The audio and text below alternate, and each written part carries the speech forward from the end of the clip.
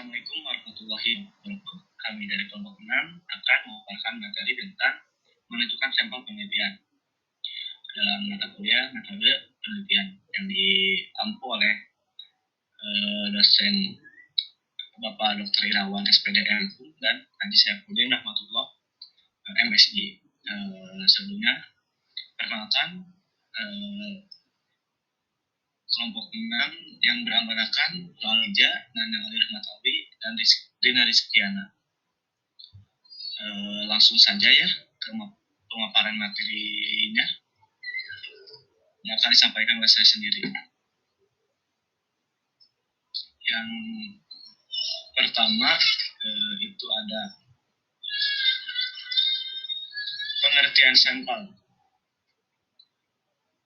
Sampel atau dalam bahasa Inggris itu sampel adalah bagian dari populasi yang ingin diteliti, dipandang sebagai suatu pendugaan terhadap populasi. Bukan populasi itu sendiri. Sampel dianggap sebagai perwakilan dari populasi yang hasilnya mewakili keseluruhan gejala yang diamati. Ukuran dan keragaman sampel menjadi penentu baik atau tidaknya sampel diambil. Ukuran sampel ialah presentasi kecil dari populasi yang digunakan untuk analisis statistik. Misalnya, ketika kita mencari tahu berapa banyak orang yang akan memilih orang tertentu dalam pemilihan, tidak mungkin baik secara finansial atau logistik. Untuk bertanya kepada setiap orang di suatu negara tentang representasi pemilihan mereka, oleh sebab itu diambil sampel kecil dari suatu populasi. Ukuran sampel dapat beberapa ratus atau beberapa ribu, tergantung pada karakteristik yang diinginkan peneliti dari sampel populasi tersebut. Nah, adapun definisi sampel menurut para ahli, menurut Soehartono, sampel ialah bagian dari populasi yang akan diteliti dan dianggap mampu menggambarkan populasi. Terus sampel adalah sebagian dari populasi yang berkarakteristik hendak diteliti oleh Jarwanto, dan menurut Sugiono, sampel adalah suatu bagian dari keseluruhan serta karakteristik yang dimiliki dari sebuah populasi. Menentukan sampel penelitian adalah proses pemilihan sebagian kecil dari populasi yang akan menjadi subjek atau objek dalam sebuah penelitian.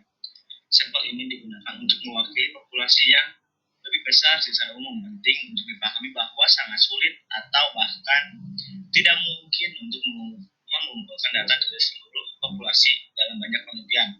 Karena itu biaya dan waktu yang sangat besar. Oleh karena itu peneliti memilih sampel yang cukup representatif untuk mendapat pengambilan kesimpulan yang dapat diterapkan pada populasi secara keseluruhan.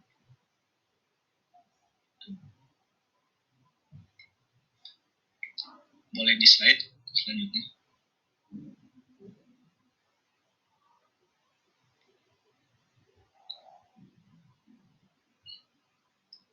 Nah, untuk selanjutnya itu ada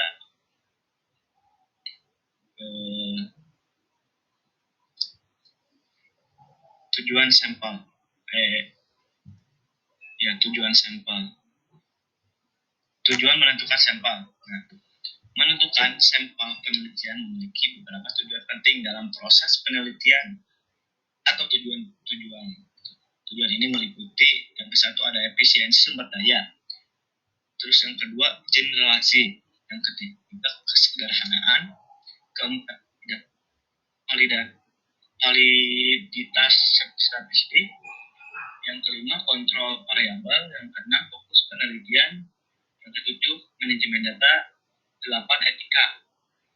Nah, dalam beberapa kasus penelitian pada seluruh populasi dapat membahayakan subjek atau objek yang diteliti. Menentukan sampel yang cukup representatif dapat membantu melindungi hak dan kesejahteraan subjek penelitian.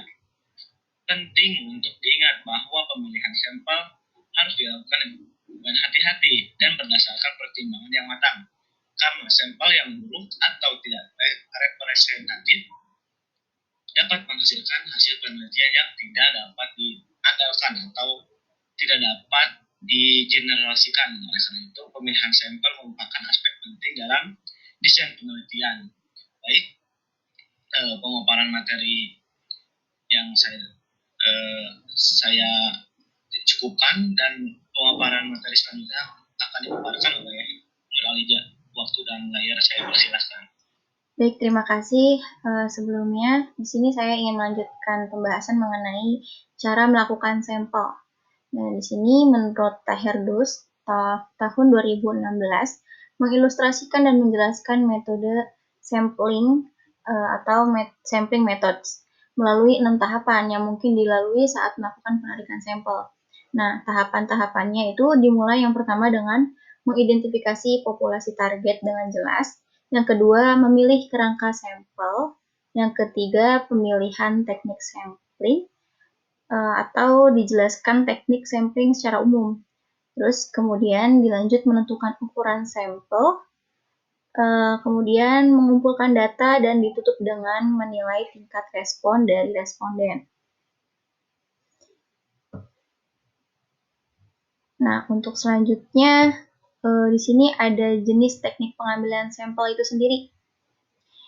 Untuk jenisnya di sini terbagi menjadi dua, yang dimana pertama ini ada sampel probabilita atau probability sampling, yang dimana dari pengertiannya merupakan setiap skema sampling di mana probabilitas memilih setiap individu adalah sama atau setidaknya diketahui sehingga dapat disesuaikan kembali secara matematis.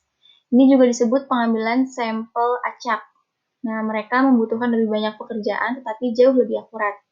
Jenis kedua itu ada sampel non-probabilitas atau non-probability sampling.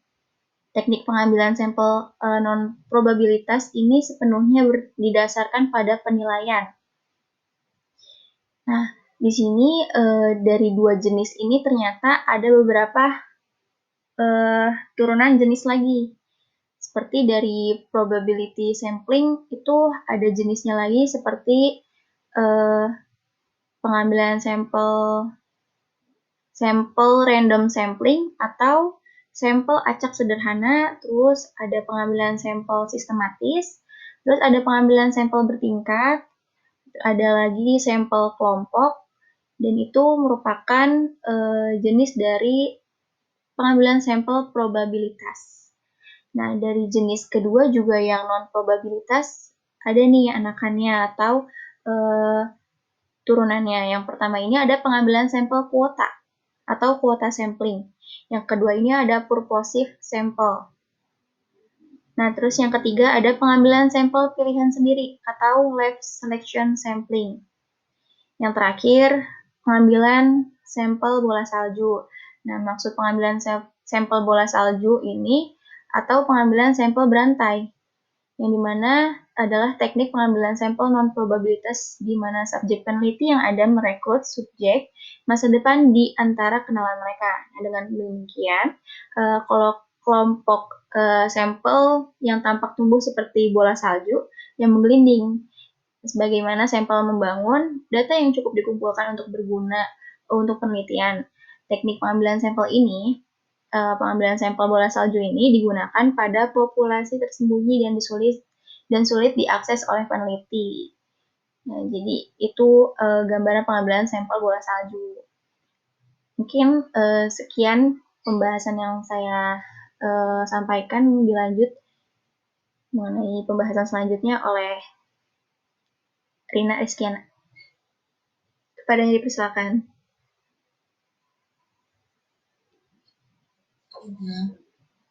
Kemudian ada menentukan jumlah sampel.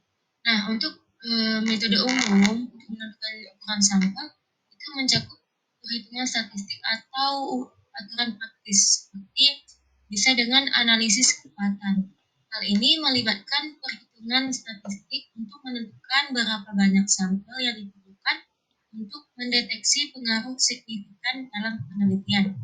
Kemudian bisa juga dengan aturan praktis. Nah, aturan umum adalah memiliki setidaknya 30 sampel untuk analisis statistik yang memerlukan distribusi normal.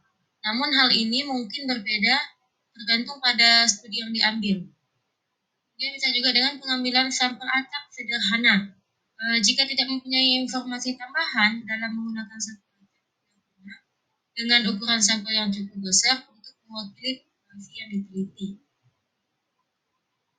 Kemudian untuk menentukan jumlah sampel penelitian, kita juga perlu mempertimbangkan beberapa faktor seperti populasi.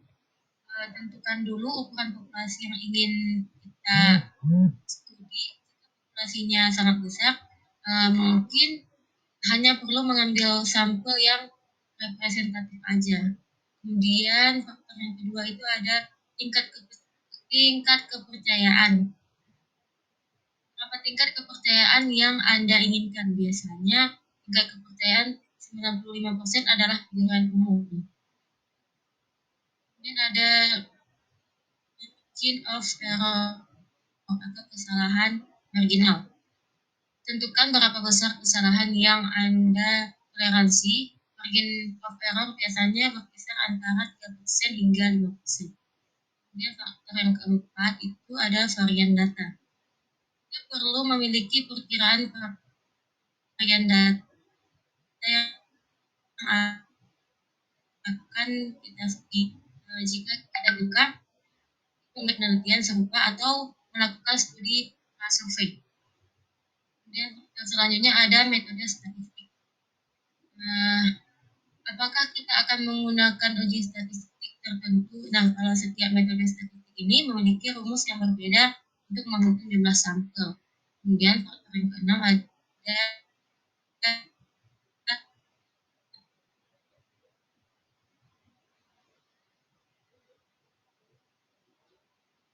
setelah kita memiliki informasi dari yang kedua tersebut, kita bisa menghitung jumlah sampel. Misalnya,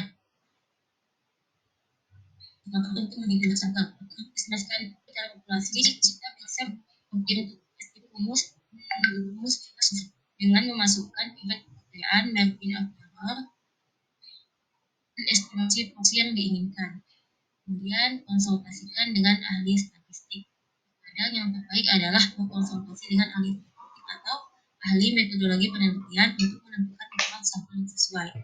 Saat menentukan ukuran sampel, penting untuk melakukan analisis yang tepat dan mempertimbangkan validasi hasil.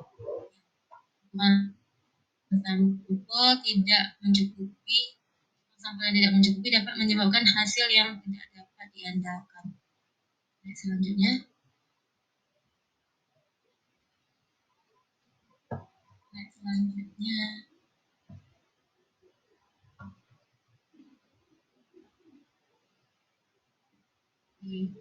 kemudian ada kesimpulan. Nah, kesimpulan yang dapat kita ambil dari menentukan sampel ini, kita udah mengetahui ya, sampel adalah bagian dari populasi yang ingin diteliti, dipandang dengan suatu dugaan terhadap populasi, bukan pula dengan populasi itu sendiri. Sampel dianggap sebagai perwakilan dari populasi yang dihasilkan, mewakili keseluruhan segala yang diamati. Ukuran yang beragam sampel menjadi penentu baik atau tidaknya sampel. Saja kesimpulannya. Selanjutnya saya kembalikan kepada